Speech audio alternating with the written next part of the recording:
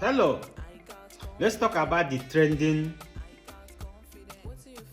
topic that is happening today or this week about the removal of Igbo people from the Nigerian history book, which have generated debate and outcry about the motive of the Yoruba authors.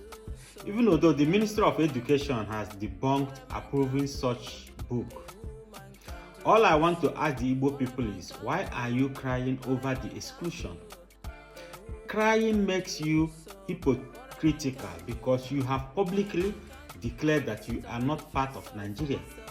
Now, the Nigerian people have decided to make a history book and include those they considered Nigerians, and you are crying. Let me ask you a simple question for those that are crying. In Ghana or Benin Republic or in any other countries in Africa, is Igbo in their history book? The answer is no. This shows that you all are a confused set of people. When you have low-level IQ people leading and championing the affairs of the Igbos, including the agitation, this is what you get in return.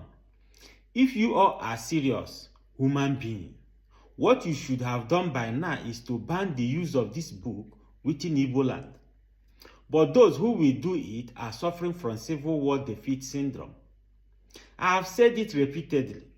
You cannot live a life without consequences, and living without consequences means you are worthless and coward. The Igbo race has become a worthless and coward tribe in Nigeria, and everybody is mocking you. And the truth is that you put yourself in this position, so stop disturbing others. Social media is good, but not a solution to some problems. Remove camera sometimes and focus on how to solve your problems. Education is important in life, but you guys think life is all about threatening people and talking tough on the social media without a single action, and taking chieftaincy titles and answering those useless names, thinking those names is the way to be feared. When Donald Trump was shot, nobody threatened him before shooting him. Keep making fool of yourself, thinking noise is the only way to get justice in Nigeria. But some of you will face the reality of your foolishness. When Tinubu gets his second term, that is when you will face the reality of the plans they have for the Igbos. Why is it that only the Igbo people are making sacrifices in Nigeria and no other tribe are ready to make sacrifices? Igbo leaders can keep fooling themselves. A man who promises to build a house for you should first rent an apartment to you. Let me remind you where the Igbo problem started. Awolowo orchestrated what is happening to the Igbo people today when he took over Igbo money and introduced 20 pounds policy. At the end of it, nothing happened to him.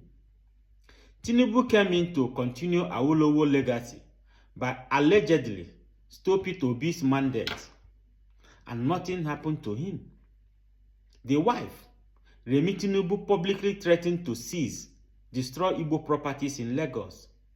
The outcome is the Lagos demolition, and nothing happened to them.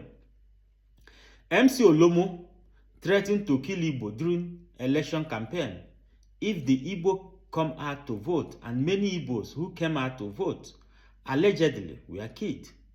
Again, nothing happened to him. The same Yoruba, under Justice Omotoshi, imprisoned Nnamdi Kanu, while Sunday Igboho are walking free, and again, nothing happened to him. Eze Ndi Igbo in Lagos made a comment. He was in prison for 2 years. Oba of Lagos threatened to drone the Igbo people in Lagos. Again, nothing happened to him. This shows that there is a cold war and hatred between Yoruba and Igbo people, and yet the Igbos are so dumb to see the handwriting on the wall. Let me remind you that we go to war so that we can arrive at peace. Now the option is open for you to decide what you want. Or you and Gentle Yahoo can continue making noise on social media. I come in peace, and I'm going in peace. Remain blessed.